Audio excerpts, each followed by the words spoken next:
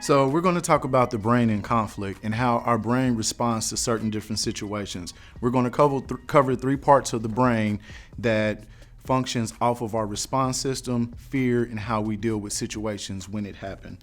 The human brain is designed to orchestrate the fight, flight, and freeze response in order to protect us and keep us safe. A part of the brain known as the amygdala, located in the emotional brain, sends a message to another part of the brain, which is the instinctual brain, that responds with fight, flight, or freeze. Since this happens automatically and very quickly, the thinking brain is basically bypassed in times of trauma in order to help us survive. Even though the thinking brain is bypassed, memories of the events are stored in our emotional brain, and some think also in cells throughout our body. So when sights, smells, or sounds remind you of the original event, though the real threat has passed, our emotional and instinctual brain may react as if the danger still exists. Like the lizard brain, sometimes we need to defend ourselves, to run away from a situation, or to not move. And the lizard brain knows to send blood into our limbs so we can immediately fight or flee. The cool thing about humans is that we also have a thinking brain. If a situation isn't life-threatening, we can calm ourselves down and figure things out. So, what methods do you use for calming down?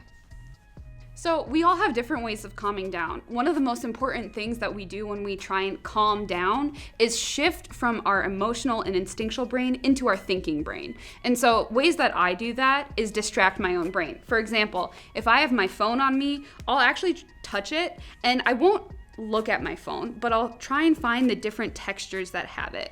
I also will try and find 5 different things that are really, really different feeling. So my phone feels really different than this pen, which feels really different than my shirt, which feels really different than my hair. And that actually distracts your brain and uses your own brain against you. So instead of staying in my instinctual brain, I can then start thinking about all these different things, and instead of reacting poorly, react in a better way.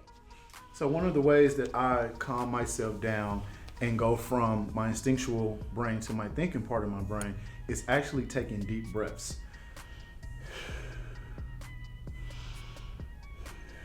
So what that does, it allows me to come back into real time to see if it's actually a threat or if it's something that's just a memory of my past.